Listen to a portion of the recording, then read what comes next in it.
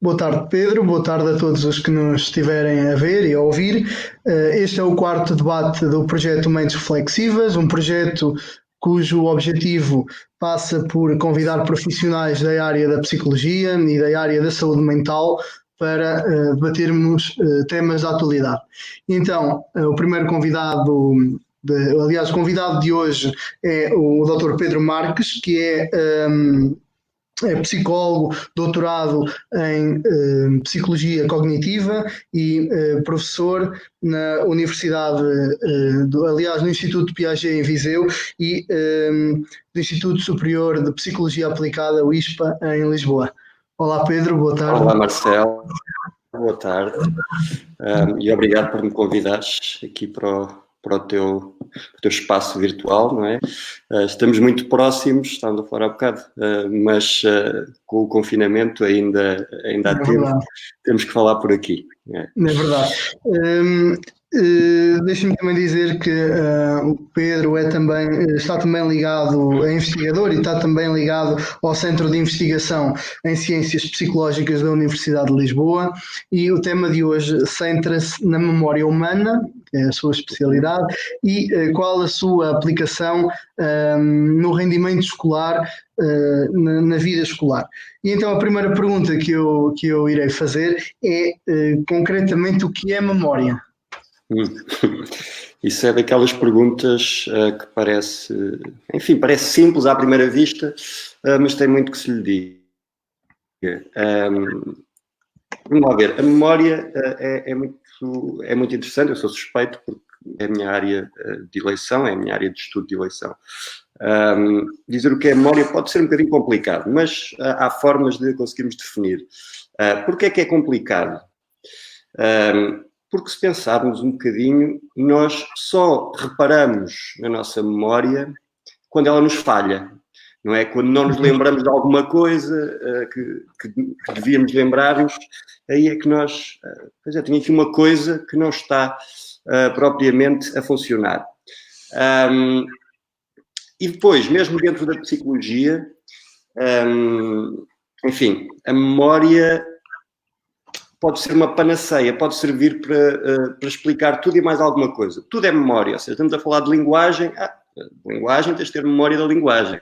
Estás a falar mesmo de atenção. Atenção, mas isso tem que estar ligado com a memória, etc. Enfim, pode ser uma solução para tudo, quase tudo se pode chamar memória. Portanto, temos de ter algum cuidado aqui a definir, embora, haja sempre autores que possam discordar. Uma definição que daria sobre o conceito de memória seria que é a nossa capacidade de usar ou ativar informação que foi previamente codificada e previamente processada. Ou seja, uma utilização, seja em forma de resposta verbal, resposta escrita, resposta comportamental, de informação que à qual nós fomos expostos anteriormente. E retemos essa informação ao longo do tempo. Ou seja, uma coisa, nós estamos perante um estímulo, agora estou-te a ver aqui na câmara, isto, quando se desligar, vai-se apagar e eu posso continuar, se assim o quiser, a lembrar-me aqui desta conversa e a reter na minha consciência uma imagem tua. Portanto, é assim, não há bem uma resposta simples, mas é um pouco esta. A utilização ou a ativação, porque por vezes não estamos propriamente a utilizar, ela parece que emerge, que surge e que age, já vamos a essas pequenas distinções, de informação a que fomos expostos anteriormente. Acho que é o mais simples que eu consigo fazer para definir memória. Claro, é uma questão ampla, porque não há uma definição concisa de memória, mas se calhar é a forma mais simples, mais eficaz de conseguir passar para o senso comum o que é que será a memória. Exato. Ias dizer alguma coisa? Outra coisa é que, há muito a ideia de que há várias memórias, não é? É uma questão muito falada, tanto dentro da comunidade psicológica como dentro, no chamado senso comum. Ora bem, aqui a resposta também não é muito fácil.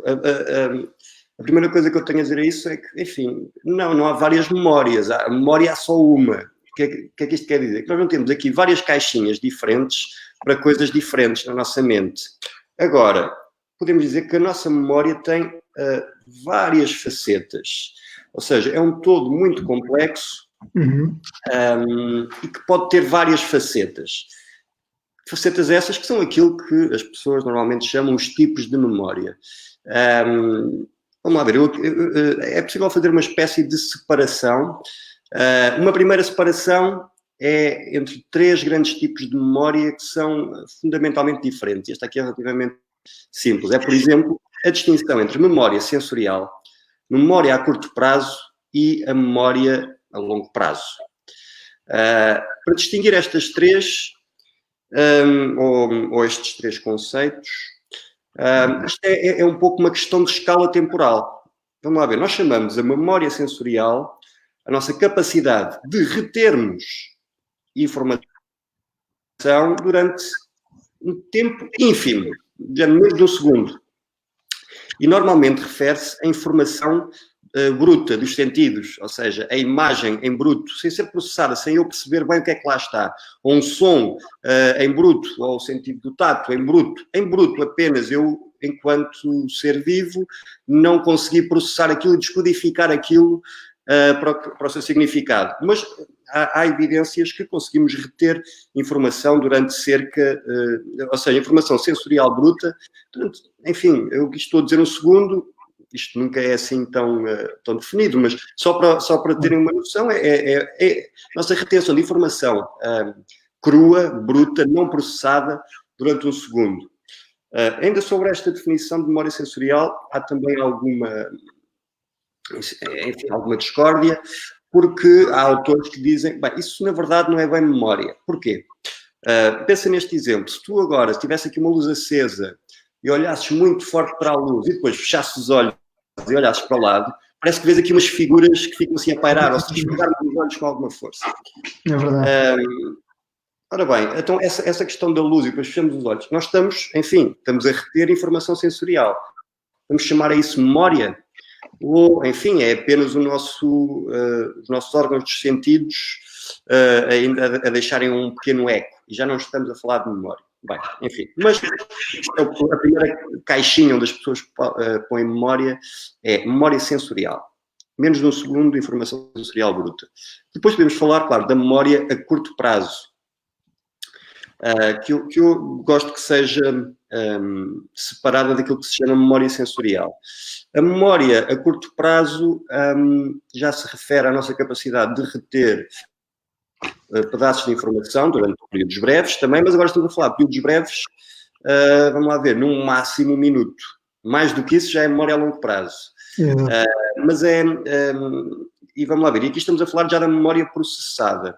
Parece haver uma forte componente verbal. Nós parece que traduzimos a informação que nos chega sempre em linguagem, em algo verbal. E os autores mais antigos até punham muita ênfase naquilo que chamavam ensaio subvocal, como, por exemplo, se alguém te diz um número de telefone, olha, o meu número é este, 745-862, e nós vamos para nós, 745-862.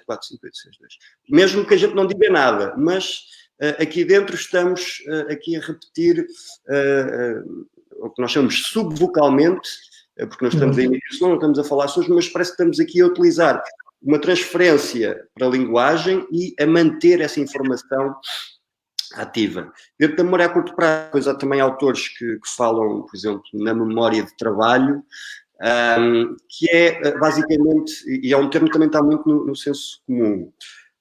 O que é a memória de trabalho? Basicamente, a memória de trabalho é uma teoria sobre a memória a curto prazo. Temos que ser explícitos, ou seja, chamar memória de trabalho não é mais um tipo de memória, porque se formos a ver, então há milhões de tipos de memória. Nós vamos descobrindo facetas da memória e formas delas funcionarem em determinados intervalos de tempo e com determinada informação. A memória de trabalho é uma teoria sobre a memória a curto prazo, que nos diz que, ok, este pequeno intervalo de tempo, menos de 1 minuto, de alguns segundos, em que conseguimos reter informação, tem também uma função de trabalho. É como se fosse a nossa mesa de trabalho. Eu vou estar aqui a falar contigo, é como se uma mesa de trabalho onde ponho os meus conceitos sobre psicologia, psicologia da memória, e estão aqui mais ativos para eu poder estar a fazer uma conversa. Ou qualquer canal que esteja a fazer o seu trabalho terá, então, essa memória de trabalho mais cheia de conceitos que sejam úteis para a situação que ele está a resolver. Pronto, isso enfim, isto é um pouco a memória a curto prazo, distingue-se da outra porque tem uma forte componente já vocal ou da linguagem, ou aqui a informação já está processada, já tem significado, não está em estado bruto. Por último, temos a chamada memória a longo prazo. E aqui é que há também imensos outros subtipos de memória. Chama-se memória a longo prazo, bem, a qualquer retenção mais extensa, não é? De informação. Se nós conseguimos reter informação por mais de um minuto, bem, já se pode chamar memória a longo prazo. A partir daí, já desde 1 minuto até 10 anos, ou 20, ou 30, ou 90, que seja, é memória a longo prazo. Isto, vamos lá ver, isto traz em questão um dos aspectos básicos da investigação em memória são, enfim, as várias fases, não é? Sem entrar aqui em grandes complexidades, pode sempre falar num momento de codificação, que é quando a informação nos chega, ou porque alguém fala connosco, ou porque estamos a ler num livro ou a estudar, a informação chega-nos e é codificada, não é? É codificada, quer isto dizer, ou seja, chega-nos informação pelos sentidos, o nosso aparelho cognitivo trabalha essa informação e fica e armazena, não é? Fica armazenado. Embora nós não tenhamos cá uns pequenos armazéns, não é? Não está num sítio específico. Parece, aparentemente, as memórias estão dispersas por todo o cérebro, apesar de haver uma forte importância, de uma estrutura que é o hipocampo, que se situa aqui são duas estruturazinhas que estão aqui nos nossos lobos temporais. Elas parecem estar, enfim, distribuídas. E depois, a terceira fase é a fase da recuperação, que é lembrarmos, quando nos lembramos de alguma coisa, estamos a recuperar. Portanto, codificação, armazenamento e recuperação. Enfim, isto simplificando um bocado as coisas. Essas são as fases da memorização, só para esclarecer um pouco quem nos estiver a ouvir. E vamos lá ver, para que, enfim, havia alguns modelos teóricos que nos diziam que para que algo pudesse ficar armazenado a longo prazo, tinha que passar, então, por um processamento sensorial, em primeira fase, depois um processamento da memória a curto prazo, em que há uma tradução para palavras e para linguagem, e onde pode dar um significado, e só depois é que entraria para a nossa memória a longo prazo. Ora bem, as coisas são mais complicadas do que isto, mas o padrão é mais ou menos este. Regra geral, o padrão é este. Portanto, e agora estamos dentro da memória a longo prazo, e aqui é possível fazer uma outra distinção importante, que é da memória explícita ou declarativa e da memória implícita, ou, enfim, inconsciente. Sendo que a memória explícita refere-se às situações onde temos um acesso consciente, ou sabemos que nos estamos a lembrar de alguma coisa. Agora estou aqui a falar contigo e eu sei que me estou a lembrar daquilo que aprendi sobre memória. Quando estou a dar aulas, eu sei que me estou a lembrar daquilo que estudei. Quando estou a andar de bicicleta, enfim, eu não consigo explicar a ninguém como é que se anda de bicicleta, mas eu sei andar de bicicleta. Claro. Opa, mas lá em cima das aos pedais, pois está bem, isso é fácil. E aí, enfim, estou a utilizar, estou a ativar conhecimento que aprendi para andar na minha bicicleta e pronto. Mas não tenho um acesso consciente. Nessa situação, e em outras, em que, enfim, é uma das...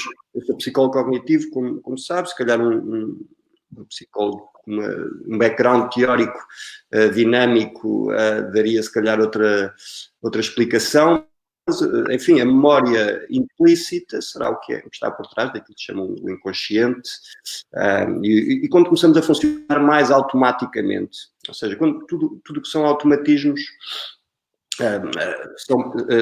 parece um pouco com isto que se chama memória implícita. Mas depois, dentro da explícita, que é aquela onde temos acesso consciente, também chamada de memória declarativa, porquê? Porque podemos declarar, eu posso dizer, olha, estou-me aqui a lembrar disto. A última distinção que vou aqui fazer, e que é uma distinção importante, é entre memória episódica e semântica. Ou seja, dentro da memória que temos acesso consciente, há dois tipos, enfim, podem ser considerados dois tipos de memória. Episódica e semântica. A memória episódica refere-se, como o próprio nome indica, à memória de um evento que eu tenho, de uma experiência que eu tive. E a memória semântica refere-se a conhecimento mais geral, a factos. Por exemplo, eu saber que Paris é a capital da França é diferente de eu saber que tive umas férias em Paris há não sei quantos anos atrás. Portanto, eu lembrar-me das minhas férias em Paris é uma memória episódica, lembrar-me que Paris é a capital da França é memória semântica. Pronto, refere-se ao conhecimento. Exatamente.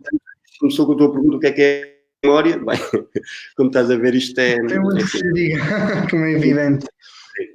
Como é evidente. Sim. Mas acho que fiz assim um apanhado geral. Sim. E como podemos perceber, existem dentro daquilo que nós chamamos de memória uma série de nomenclaturas que podem ser dadas, de tipologias da memória, que efetivamente é muito extensa. E então eu gostaria também de tocar num outro aspecto que se calhar já um pouco mais ligando aliás a memória, o nosso tema central, que é a memória, à aplicação da mesma no rendimento escolar, que será a segunda parte do nosso tema.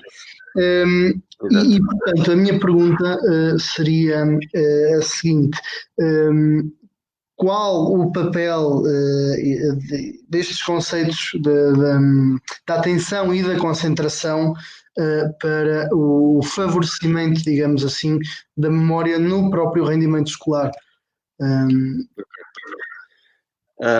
Ora bem, a atenção,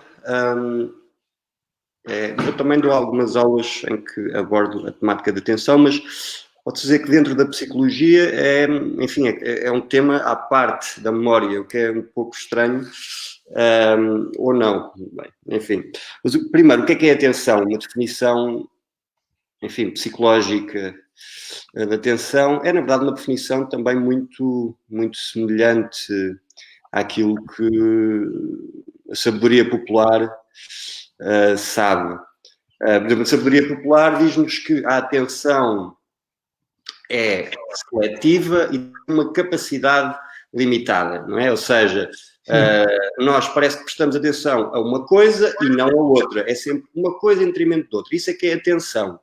Ou seja, e as teorias atencionais dizem-nos mesmo isso.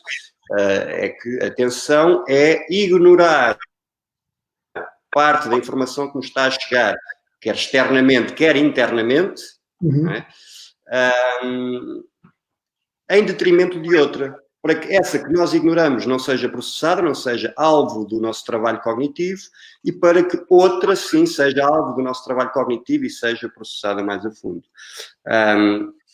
Enfim, exatamente. Não podemos estar atentos nem a tudo, nem durante todo o tempo, não é? Exatamente. Isso é outra classe de teorias que nos dizem que a atenção, mais do que um filtro, não é? Que filtra coisas para prestar atenção e para não prestar, é também uma questão de capacidade, de quantidade, é um recurso que é finito. Já houve autores que tentaram ver se e encontraram, assim, mas enfim, os dados também são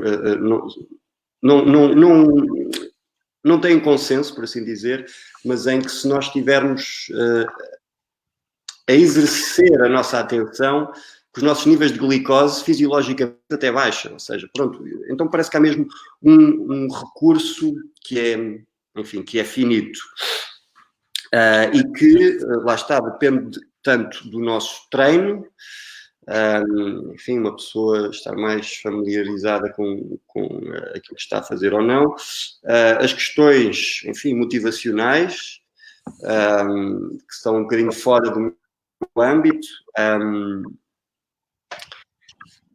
e, enfim, é algo que pode ser treinado, pode ser dirigido, mas que tem, enfim, tem limites que não são eternos, que não esticam eternamente, e é preciso lembrar-nos sempre disso. Por exemplo, agora, nesta altura em que está toda a gente a ter aulas ou online ou via telescola, enfim, se reparares, as sessões não são muito longas, mesmo na telescola. Sim.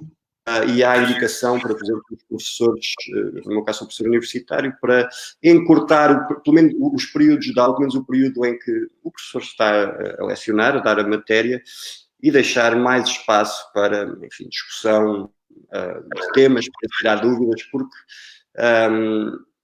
é muito mais complicado manter a atenção, por exemplo, numa janelinha destas, durante 2 horas, então, enfim, isso é sempre complicado. E agora, claro, se a tua atenção, que é seletiva, não está a selecionar aquilo que é importante, bem, enfim, a informação não vai passar por aquele ciclo todo de memória sensorial, curto prazo, longo prazo, ou vai fazê-lo de uma maneira muito mais difusa, com menos qualidade, com menos detalhe, por assim dizer. Portanto, sobre a atenção, que não é tanto a minha especialidade, mas isto aqui é fundamental, ou seja, a atenção é para selecionar o que é que entra no sistema e vai ser processado, o que é que não entra. Se a atenção está a decidir processar outras coisas que não aquilo lá que tu devias estar a estudar, ou se já estiveres, se o teu sistema já estiver um pouco saturado, é normal que nada vai entrar para a sequência de processamento e depois não tens nada na tua memória a longo prazo para ires buscar. Muito bem. Gostava também de te questionar, já falaste um pouco sobre isso, mas gostava de perceber mais aprofundadamente, uma vez que esta também é a tua área da especialidade, qual é a investigação que tem sido feita, aliás, que está a ser feita atualmente na área da memória? O que é que, quais são as conclusões mais recentes, os estudos também que já fizeste como investigador? Penso que seria importante passar essa mensagem. Ou seja, a investigação sobre a memória tem uma particularidade interessante, porque é a investigação que é básica e é aplicada ao mesmo tempo. Básica em que sentido? Permite-nos perceber o funcionamento básico da mente humana. Enfim, o mais abstratamente possível e de forma a que se possa aplicar a mais situações possível. E, ao mesmo tempo, essa mesma investigação vai-te informar sobre, por exemplo, as melhores práticas em contexto educativo, ou em contexto onde deves estar a utilizar a tua memória, que na verdade deves utilizá-la em todos os momentos da tua vida. Mas em educação, pronto, há mais essa sincronia, por assim dizer. A investigação em memória humana, enfim, não tem uma história assim tão longa, já começou, o primeiro investigador foi no final do século XIX, teve assim um arranco aos bocadinhos e só muito recentemente é que há investigação em grande escala sobre a memória humana. Ou seja, e há muita coisa que se poderia aqui falar, mas sobre a sua aplicação ao contexto académico, há vários efeitos que são encontrados na investigação, ou seja, tanto em laboratório, muitas vezes em laboratório, E para quem não sabe, um laboratório em psicologia é basicamente uma sala com computadores. Não é muito mais complexo do que isso, mas permite-nos controlar nós investigadores. Por exemplo, se vamos mostrar uma lista de palavras ao participante e sabemos que as palavras só aparecem durante 1 segundo de cada vez, e depois pomos um teste de memória ao participante. A investigação em memória é mais ou menos assim. Nós programamos uma experiência no computador, aquilo lança-lhes umas palavras, eles têm que memorizar e depois fazem testes. Claro que depois nós introduzimos alterações em todos os pontinhos desta sequência. Mas há alguns efeitos que eu gostava de referir. O que é que são? Ou seja, efeitos, aqui eu refiro-me a situações onde, quando mexes numa variável, tens um resultado. E isso acontece sempre. Ou seja, é um padrão geral do funcionamento mental humano. E tens vários efeitos que são importantes. Por exemplo, um dos efeitos que é um pouco contraintuitivo até, tem a ver com a prática distribuída.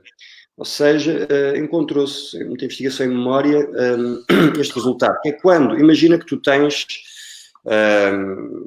para estudar, vamos lá ver, 4 horas de matéria, por assim dizer. O equivalente a 4 horas de matéria. Tu das duas, tu podes estudar essa matéria toda durante 4 horas seguidas, ou podes dividir essa matéria, ou seja, demoras exatamente o mesmo tempo, só que, por exemplo, em bocadinhos de meia hora. E nisto, ou seja, fazes 8 bocadinhos de meia hora, enfim, isto exige um bocadinho mais de planeamento, mas divides a quantidade de tempo de estudo, ou de tempo de prática, em vez de fazer estudo em bloco. Isto é muito contraintuitivo. As pessoas têm a ideia, não, eu tenho que ficar aqui 1000 horas concentrado neste tema, até partir pedra, até perceber isto. Enfim, isso, regra geral, não é mal de todo. Agora, quando comparado com separar a aprendizagem em blocos mais pequenos, o que vemos, tanto em laboratório como em sala de aula, é que depois a probabilidade das pessoas se lembrarem da informação é muito mais alta quando fazem um estudo separado. Só uma situação onde isto não é bem assim, onde a diferença não é muito grande, onde às vezes estudar tudo junto leva a melhores resultados, que é quando fazemos o teste logo a seguir. Imagina, se estiveres a estudar, por isso, aqueles alunos que às vezes estudam, até estão a estudar os livros à porta da sala antes de entrarem para o exame, vamos lá ver, isso resulta no exame. Saem do exame, voa tudo. Desaparece tudo. Não tem grande, ou seja, daqui a uma semana, daqui a 2, daqui a 1 ano, eu não se lembram nada. Eu gostava sempre de lembrar, e estou sempre a lembrar isto aos meus alunos. E pá, pronto, está bem, tem que se preocupar com os testes, mas o teste verdadeiro é o teste das vossas vidas. Vocês estão na escola para adquirir conhecimento que vão aplicar na vossa vida. Portanto, sim, se estudarem, fizerem uma direta a estudar e forem de seguida para o teste, bem, se não dormirem, isso também não é bom. Mas pronto, se estudarem muitas horas seguidas e forem fazer um teste a seguir, até tem algum bom resultado. Mas depois saem de lá e não se lembram de nada. Opa, e o pessoal paga propinas, não é? E o pessoal quer saber coisas para trabalhar. Daí que esta forma de estudar mais dividido leva a muito melhores ou a mais altas probabilidades de recordação da informação no futuro. Portanto, esta é uma delas e não é muito intuitivo.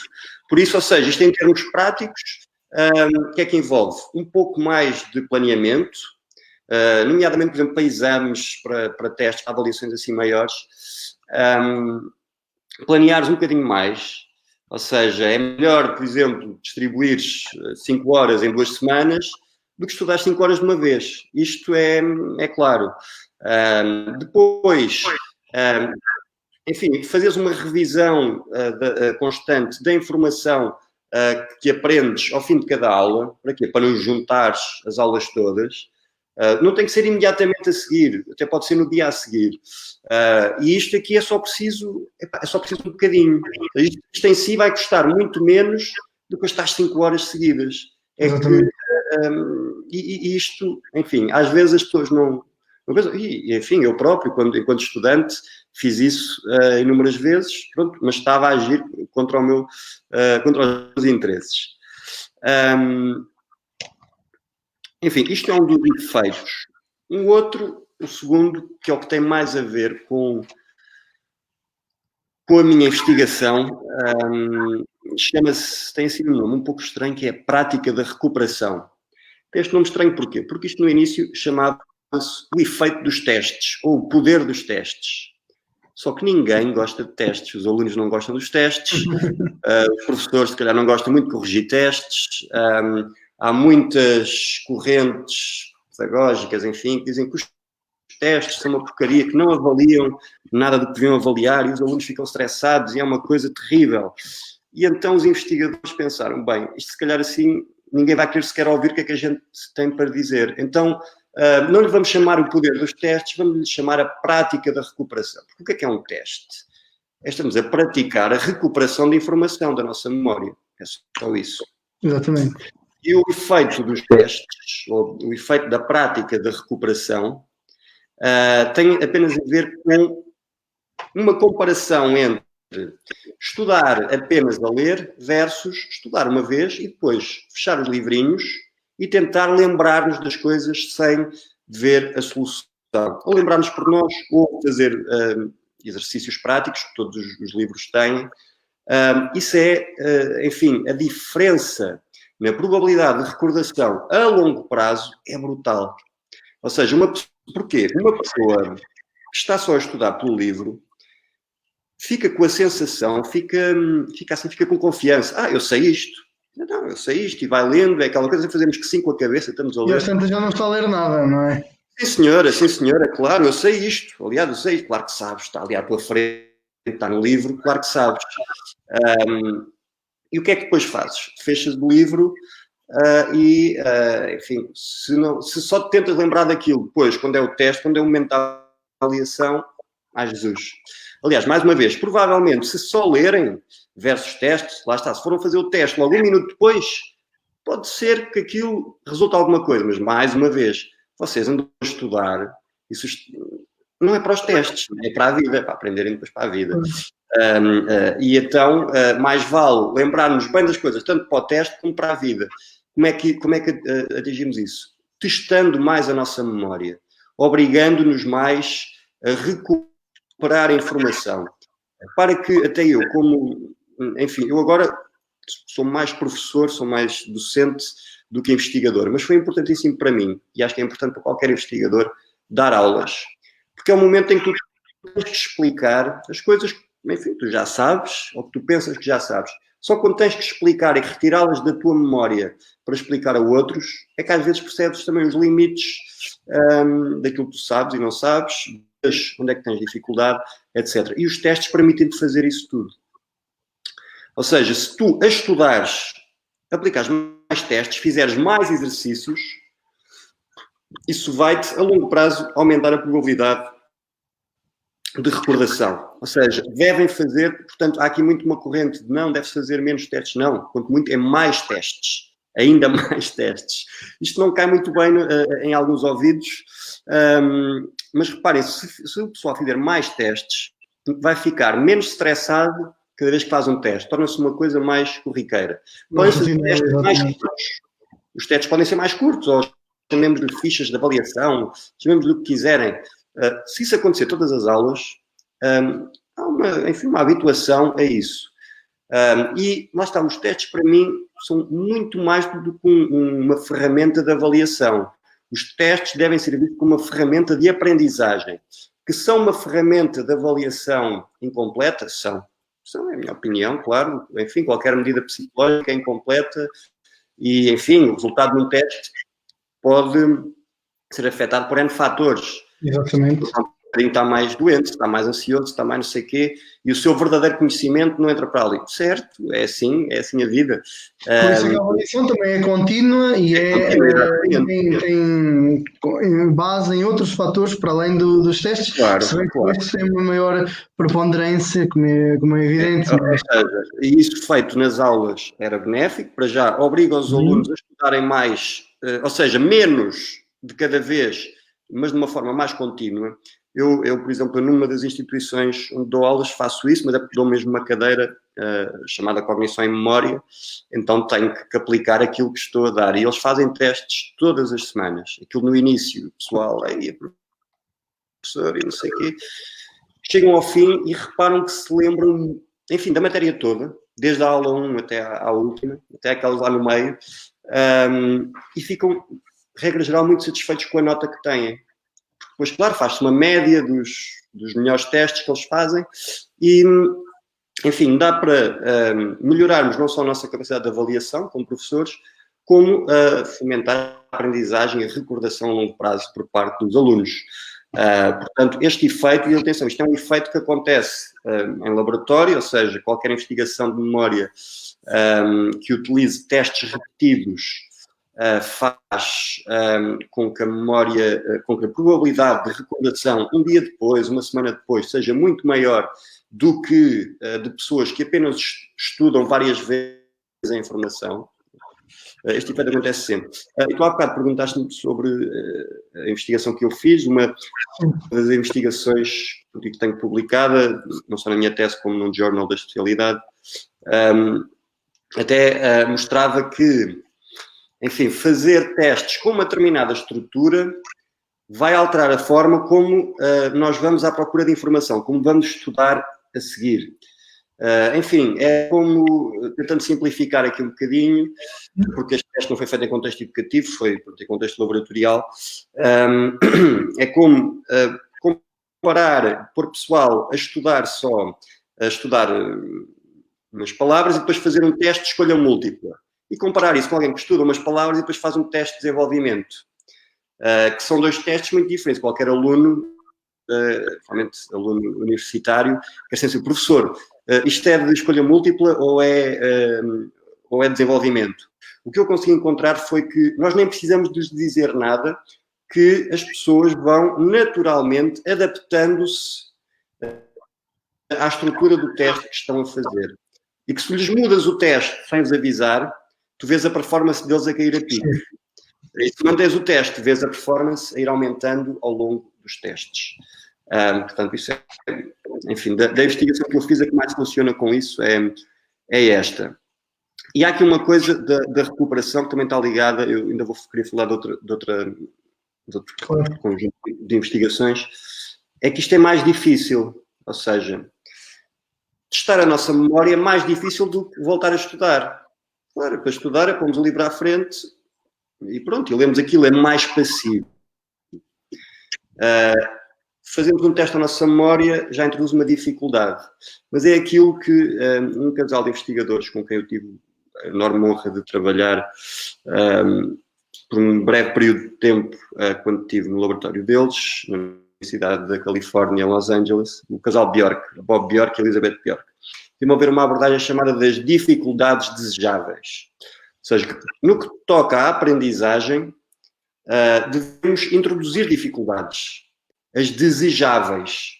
Ou seja, uma criança ir para a escola com fome porque não come pequeno almoço em casa é claramente uma dificuldade e completamente indesejável.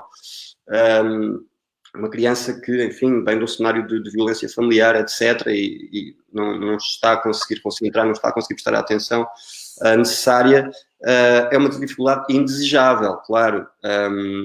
Enfim, ou pessoas com algum problema, enfim, ou genético, ou decorrente de algum acidente, são dificuldades indesejáveis. Mas podemos introduzir dificuldades desejáveis, como, por exemplo, fazer testes em vez de voltar a estudar a matéria. E reparem, eu estou a falar nisto das dificuldades desejáveis, porque vai um bocadinho contra uma corrente pedagógica que está muito em voga, que é dos estilos de aprendizagem, que é que devemos adequar completamente a forma como estamos a veicular a informação ao aluno ao seu estilo de aprendizagem. Eu sou mais auditivo, eu sou mais visual, eu sou mais não sei o quê. Pronto, é essa a teoria. O que a investigação mostra muito claramente é que, para já, não há diferença nenhuma. Quando se mede objetivamente, não há diferença nenhuma entre fazermos a adequação de ensinarmos mais musicalmente, ou mais visualmente, ou mais não sei o quê. Não há diferenças, ou seja, é uma teoria que é intuitiva, ok, mas quando se vai pôr à prova, os resultados são planos, ou seja, não há diferença nenhuma entre utilizar um estilo mais adequado ou menos adequado. E mais, isso vai contra este princípio que é, se introduzirmos uma dificuldadezinha na aprendizagem, e, atenção, isto pode estar a parecer muito terrível, estamos a pôr dificuldades, vocês pensam, é pormos dificuldades e darmos as condições ao aluno, a qualquer pessoa que esteja a aprender, o que quer que seja, para ultrapassar essa dificuldade. Okay? Se fizermos isto, estamos a potenciar a aprendizagem, estamos a potenciar a memória a longo prazo. Para finalizar, um outro campo de investigação que é também contraintuitivo mas que mostra resultados muito robustos, que a investigação tem vindo a demonstrar, que tem a ver com intercalar a prática, ou seja, alternar entre tópicos durante o estudo. Isto também não é muito intuitivo. O que é que isto quer dizer? Se eu sou um aluno e tenho que estudar a matéria de Biologia e a matéria de História, o que os alunos muitas vezes fazem, para já, estudam aquelas 5 horas seguidas, não é? 5 horas de História e 5 horas de Biologia. Ora, já vimos atrás que é bom separar.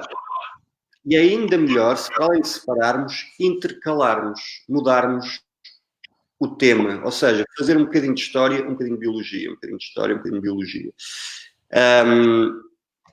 O que é que isto traz? Isto traz uma dificuldade.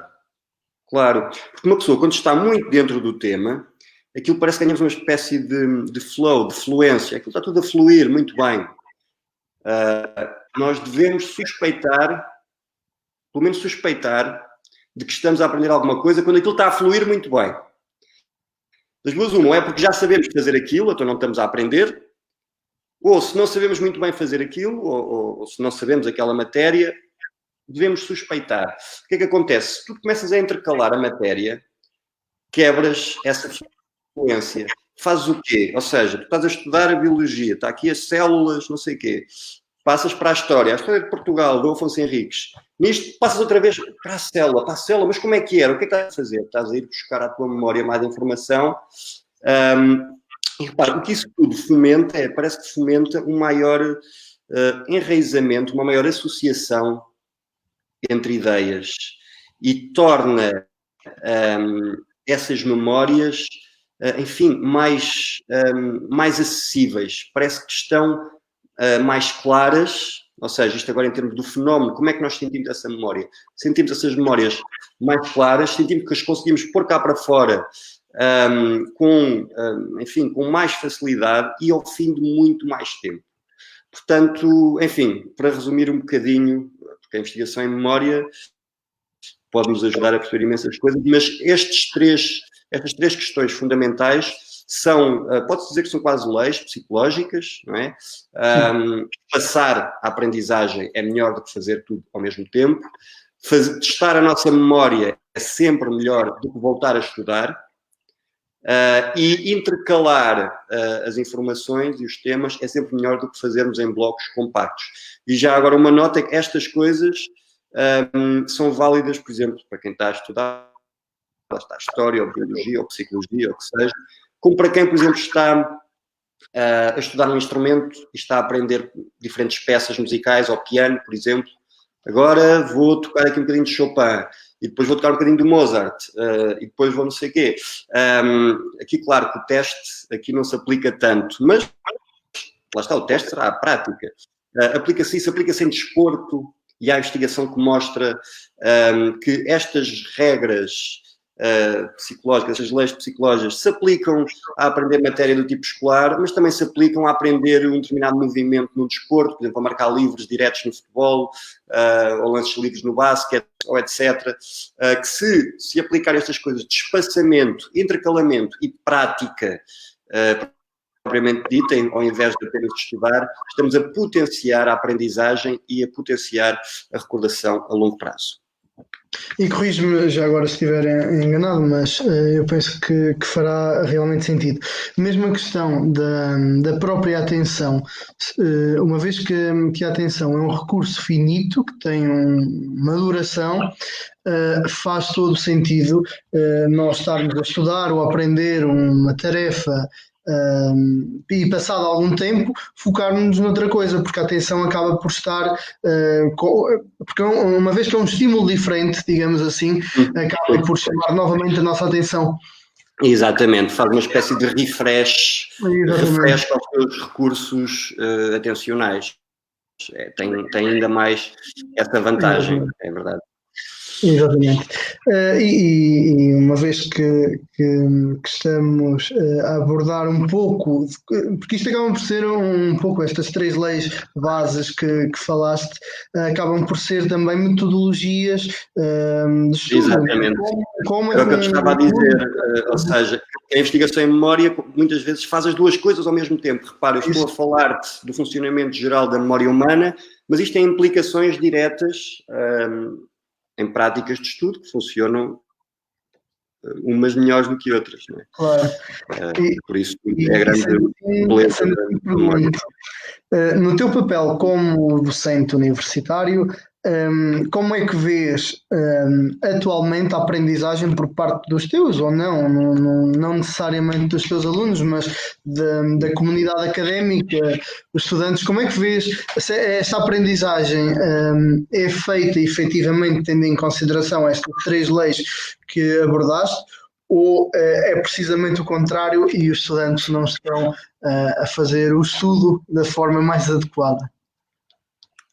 Epá, eu gostava de te dar uma resposta mais positiva, mas isto é como em tudo, ou seja, tenho, e felizmente, ainda bem que assim é, tenho alunos, todos eles muito diferentes, o que eles têm em comum é o seu interesse pela psicologia e por compreender a psicologia humana. Enfim, tenho alguns que vão pouco às aulas, ou que vão menos às aulas, nas notas, etc. Enfim, mas tudo bem, quase todos são alunos interessados e que têm sempre alguma coisa a acrescentar ou dúvidas importantes a ter. É assim, regra geral, eu acho que não. E há aqui, ou que pelo menos há certas coisas. Acho que uma das coisas o pessoal até vai conseguindo fazer, que é o de dividir em períodos. Ou seja, acho que há um acompanhamento, principalmente em alunos universitários, que é o mais importante. Ou seja, já não tem o pai e a mãe em cima a ver se estão a fazer os TPCs ou não. Enfim, eu sei que os alunos universitários, porque nós, os professores, somos uns chatos do caraças e damos-lhe imenso trabalho e nunca pensamos que eles têm mais umas 5 ou 6 unidades curriculares para além da nossa. Eu acho que eles, como têm tanta carga de trabalhos, obrigam-se desde logo a, enfim, fazer um bocadinho todos os dias. Pode não ser todos, mas, enfim, a separar um bocadinho o trabalho. De resto, acho que ainda há muito aquela coisa de estudar, ou seja, o verdadeiro estudo para um exame, para uma frequência, é sempre aquele estudo massificado. E, enfim, isso é um pouco inescapável, as pessoas estão com aquela ansiedade porque é um teste grande e não sei o quê, mas se calhar se já tivessem espaçado ainda mais anteriormente, lá está, isto envolve mais planeamento. E eu vejo a separarem, mas vejo um bocado a reagirem, de repente têm coisas ao mesmo tempo a fazer e vão fazendo um bocadinho todos os dias. Em relação a testarem a sua memória, não me parece. Devia ser mais incutido. Lá está, eu aliás, em 2 unidades curriculares que dou no ISP em Lisboa faço isso, portanto eles têm testes todas as semanas, já sabem como contar, portanto faço eu esse papel, mas eles são encorajados a estudar em casa e uma das coisas, vamos lá ver, não é preciso termos testes propriamente ditos, podemos nós fazer o nosso próprio teste, quando estamos a escrever, olha, vou aqui escrever uma palavra ou um conceito que eu depois tenho que dar a definição. Vou aqui e faço o meu próprio teste. Uma coisa tão simples quanto fechar o livro e tentar enfim, a falar sozinho, a falar com um colega. Agora, enfim, podemos ligar via webcam e estar a falar com um colega que também está a estudar a mesma coisa. Portanto, isso não é feito com tanta frequência, parece-me. Lá está, mas isto estou a falar no geral. Tenho alunos que eu percebo que fazem isso. Há sempre, há de tudo, numa turma tem sempre pessoal muito diferente. Há pessoal que faz isto, depois é pessoal que eu noto que dá, enfim, costumam ter melhores notas, embora, como dissemos há bocado, as notas, enfim, são o que são e são influenciadas por outros fatores. Não é só o conhecimento em si. Mas vejo respostas, enfim, mais claras, vejo menos confusão em alunos que me parece que utilizam mais esta prática de recuperar a informação. Depois, em relação ao intercalar, enfim, acho que não intercalam muito, pelo menos desta maneira, ou seja, ou pelo menos fazem um bloco muito grande de uma matéria, ou seja, estudam tudo que têm para estudar uma matéria, depois outro bocadão de outra, dificilmente farão, por exemplo, 30 minutos numa, 30 minutos, ou que seja, vá uma hora numa, uma hora noutra, embora isto já seja para esticar os nossos recursos atencionais. Por isso aqui a resposta é NIM, uns sim, outros não. Mas enfim, estas coisas deviam ser mais faladas e eu, bem, enfim, mas eu, a minha especialidade, tento incutir isso e depois cabe a cada um também passar por isto. É o que eu vejo. Os meus alunos, a quem eu dou testes todas as semanas, depois no fim agradecem-me e acham que de facto se lembram muito melhor da informação, não fica ali um emaranhado lá atrás, não é? Que nós nem temos bem certeza se falarmos sobre aquilo, se não. Tenho ideia que o professor falou sobre isso agora. Quando tiveram que fazer um teste e tiveram que retirar da sua memória a informação e a pôr num papel, isso é diferente, claro, e gera memórias mais duradouras da informação, que é o que interessa, não é? Nós, em qualquer contexto de educação, eu estou-me a marimbar para os testes e para as notas, eu como professor, enfim, para mim um aluno que tem 10 é igual a um aluno que tem 20. Agora, o que é importante é que eles consigam dali aprender alguma coisa. Lá está, um aluno tem 20, enfim, pode ser diferente se demonstrar muito interesse e puxar mais por mim. Pois isso, há alunos que puxam pelos professores e que provocam dificuldades desejáveis aos professores. Um professor não sabe tudo e deve sempre ir atrás da curiosidade dos alunos. Enfim, não tenho uma resposta clara para ti. Acho que alguns utilizam estas coisas, outros não. Alguns dizem que começam a utilizar depois de aprenderem isto em aula, mas já tive alunos, por exemplo, no Piaget, eles só têm Psicologia Cognitiva no terceiro ano, chegam ao fim, então só agora é que estou a aprender isto, agora é que estou no terceiro ano, poderia ter sido no primeiro. Enfim, se calhar. Mas lá está, há de tudo. Exatamente. Também uma questão que eu gostaria de colocar, uma vez tivemos aqui um comentário relativamente às aulas online, uma vez que estamos a atravessar uma situação pandémica, e a pessoa que faz o comentário refere que as aulas online são preocupantes para todos nós. A minha questão é, como docente, qual é eventualmente, eu não digo que escolhas eventualmente qual a metodologia que mais aprecias, mas se calhar tendo em consideração e avaliando um bocadinho os teus alunos, achas que as aulas presenciais ou as aulas online, qual é o que é que te parece, aliás, mais proveitoso para os alunos, ou eventualmente então uma mistura, uma mescla entre as duas metodologias? Sim, se calhar, ou seja, no início eu reparei que tinha muito mais alunos, muito menos alunos a faltar, por N razões, ou seja, para já estava toda a gente em casa, não é? E pronto, e sabiam que tinham aula àquela hora e só tinham que ligar o computador, não tinham que se deslocar à universidade, etc. Também reparei que no início havia mais participação, ou seja, alunos que se calhar estariam mais inibidos em sala de aula, falavam mais. Mas depois isso começou a desaparecer, se calhar começou-se a amontoar um certo cansaço. Repara, a maior parte destas aulas, porque há cursos que são desenhados de raiz para serem lecionados online. Isto que os professores todos estão a fazer é de louvar e é de um dia para o outro mudar métodos de avaliação, mudar as aulas, mudar estratégias, etc. Enfim, faz-se o possível. Eu acho que é uma boa ferramenta que não substitui, claro, as aulas presenciais.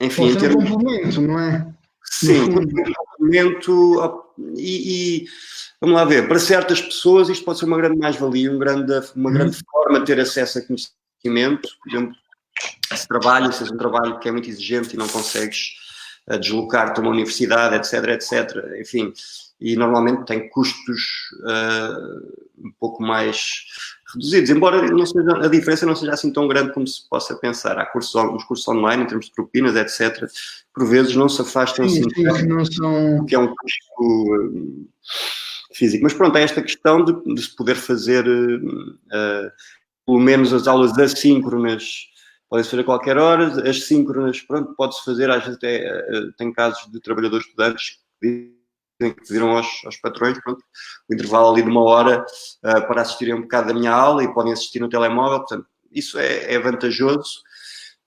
Depois, lá está, vai depender sempre do interesse que os alunos têm. Se os alunos estão muito interessados, acho que não faz grande diferença. E cabe-nos a nós, um dos trabalhos que o professor tem é de capturar o interesse dos alunos sobre a matéria, embora não os possa obrigar a gostar da matéria em si, mas pelo menos perceber que há aqui aspectos interessantes. Se os alunos estão interessados, acho que, enfim, quer na aula presencial, quer na aula online, a coisa vai resultar e vai haver, etc. Agora, se o aluno, à partida, isto pode ser por N razões, que está menos interessado, eu imagino que sempre aulas online pode levar a um maior desleixo e um maior desligamento enfim, com o professor e com a unidade curricular, porque, enfim, a pessoa está em casa, se calhar está deitada na cama, abre outras janelas, vai, não sei o quê, é muito mais fácil. Enfim, isto não é nenhum bicho de sete cabeças. Uma coisa é eu estar sentado numa sala que existe especificamente para que esteja um professor ou uma professora a falar sobre um determinado tema e a fazer perguntas e a fazer atividades. Outra coisa é estar a ter isso, mas em casa, na minha cama, etc. Portanto, enfim, eu acho que foi uma solução ótima para esta situação. Sim. Pode ser uma boa solução para, enfim, outras situações, enfim. Eu já dei algumas aulas, já tinha dado algumas aulas online antes disto tudo acontecer. De facto, tinha alunos do Brasil, de Macau, e podia estar com eles. Eu aqui cheguei a dar, já dei aqui em Vilar Seco, ou noutros sítios onde estava a morar na altura, portanto tens essa vantagem. Ou, por exemplo, se podes ser um professor convidado numa determinada instituição, num determinado sítio, mas não podes lá ficar ad eterno, tens um tempo reduzido. Podes dar metade de uma unidade curricular presencialmente, em que crias ali já as ligações com os alunos e esclareces melhor os alunos, e depois, para questões mais pontuais, podes transferir isso para online. Claro, agora, sempre em online, pode ser, ou pelo menos para a generalidade das pessoas, acho que leva a um cansaço maior, porque depois, quer dizer, acaba as aulas, começas as aulas, estás no teu quarto, acabas as aulas, estás no teu quarto e não sais da mesma realidade. Não há quebra daquela rotina, digamos assim, daquele contexto. Não há a alegria de ires para o recreio ou para o intervalo, não há separações tão claras entre as coisas. Isso para a aprendizagem pode ser pior. Sim. Uma outra questão também que colocaram, entretanto, seria o conceito de curva de esquecimento. Não sei se já tivemos a ouvir falar, muito bem, e a relação que eventualmente poderá ter com aquilo que também já referiste anteriormente, que é a questão... Desculpa, não... Não ouvi bem. A questão prende-se com o seguinte, com a curva, aliás, de esquecimento e a relação que a mesma terá com um estudo mais, digamos, mais organizado ao longo do tempo. Ok. A curva de esquecimento, a psicologia da memória tem muitas curvas, e há curvas lindíssimas, por assim dizer, e muitas delas foram descobertas pelo primeiro investigador de sempre de memória, que foi um filósofo alemão, o Hermann Ebbinghaus, final do século XIX, foi o primeiro a estudar experimentalmente, a fazer experiências de memória, nós agora fazemos experiências com alunos ou com pessoas que se inscrevem para fazer os estudos.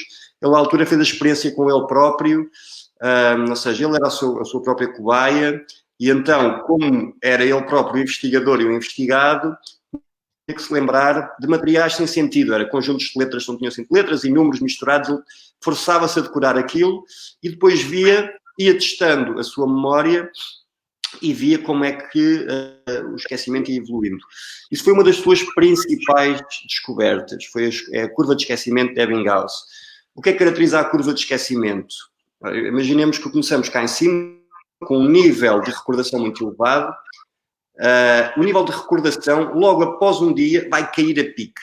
É isso que acontece. Exatamente. Começa logo a cair a pique, mas depois, ou seja, não vai até ao fundo. Começa a alisar e de repente fica plano. Okay? Se é a curva de esquecimento, faz assim, eu estou aqui a tentar fazer o desenho, faz assim e depois desce e fica plano e continua plano. Ou seja, isto é outra coisa. As teorias, isto nunca há bem forma de saber, mas as teorias atuais de memória dizem-nos que nada é esquecido para sempre. Nada. Que nós temos uma capacidade de armazenamento virtualmente infinita. Temos cá todo o conhecimento a que já fomos expostos. Nós somos muito bons a armazenar. Somos muito maus a ir lá buscar o que interessa. E é que somos maus, enfim, é mesmo assim, é a condição humana. O que é que acontece à curva de esquecimento quando usas testes, quando usas a prática distribuída, quando usas a prática intercalada? Basicamente vais fazer essa curva de esquecimento voltar para cima. Vais atrasar o esquecimento. É o que tu vais fazer.